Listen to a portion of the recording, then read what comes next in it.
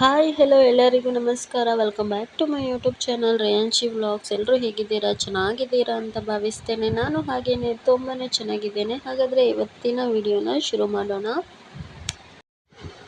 ಇವತ್ತು ಸಿಂಪಲ್ ಆಗಿರುವ ಹಾಗೆ ಹೆಲ್ದಿ ಕೂಡ ಆಗಿರುವಂತಹ ಚಿಕ್ಕು ಮಿಲ್ಕ್ ಶೇಕನ್ನು ಮಾಡೋದು ಹೇಗೆ ಅಂತ ತೋರಿಸಿಕೊಡ್ತಾ ಇದ್ದೇನೆ. ಮೊದಲಿಗೆ ನಾನಿಲ್ಲಿ ನೋಡಿ ಅಂಗನವಾಡಿಯಲ್ಲಿ ಸಿಗುವಂತಹ ಮಿಲ್ಕ್ ಪೌಡರಿಂದ ಚಿಕ್ಕು ಮಿಲ್ಕ್ ಶೇಕನ್ನು ಮಾಡ್ತಾ ಇದ್ದೇನೆ.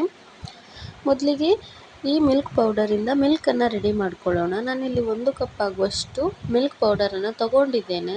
2 ಕಪ್ ಆಗುವಷ್ಟು ನೀರನ್ನು ಬಿಸಿ ಮಾಡಿ ಇಟ್ಟಿದ್ದೇನೆ. ನೋಡಿ, ಬಿಸಿ ನೀರಿಗೆ ಮಿಲ್ಕ್ ಪೌಡರನ್ನು ಹಾಕಿಬಿಟ್ಟು ಚೆನ್ನಾಗಿ ಈ ರೀತಿ ಮಿಕ್ಸ್ ಮಾಡಿದರೆ ಮಿಲ್ಕ್ ರೆಡಿ ಆಗ್ತದೆ. ನೋಡಿ, ಇದು ಗಂಟಿಲ್ಲದ ರೀತಿ ಚೆನ್ನಾಗಿ ಮಿಕ್ಸ್ ಮಾಡಿಬಿಟ್ಟು ಮಿಲ್ಕನ್ನು ರೆಡಿ ಮಾಡ್ಕೊಳ್ಬೇಕು. ಓಕೆ, ಇವಾಗ ಇದು ತಣ್ಣಗಾಗಲಿ.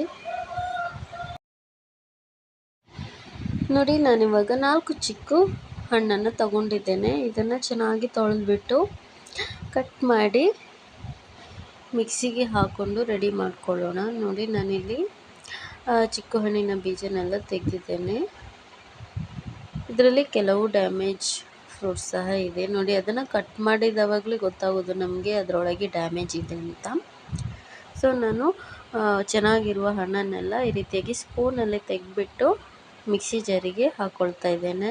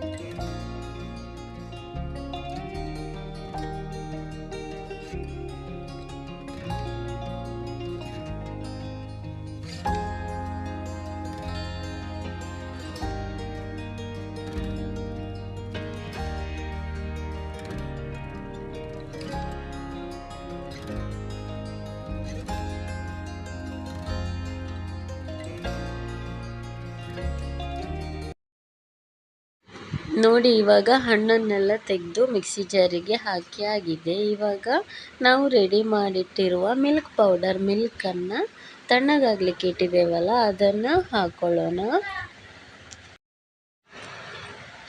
ನಂತರ ನಾನಿಲ್ಲಿ ಒಂದಿಷ್ಟು ಐಸ್ ಕ್ಯೂಬ್ಸನ್ನು ಹಾಕ್ತಾ ಇದ್ದೇನೆ. ಹಾಗೆ ಸ್ವಲ್ಪ ಶುಗರನ್ನು ಆ್ಯಡ್ ಮಾಡ್ತಾ ಇದ್ದೇನೆ. ನೋಡಿ, ನಿಮಗೆ ಸಿಹಿಗೆ ಅನುಗುಣವಾಗಿ ಸಕ್ಕರೆಯನ್ನು ಹಾಕ್ಕೊಳ್ಬೋದು.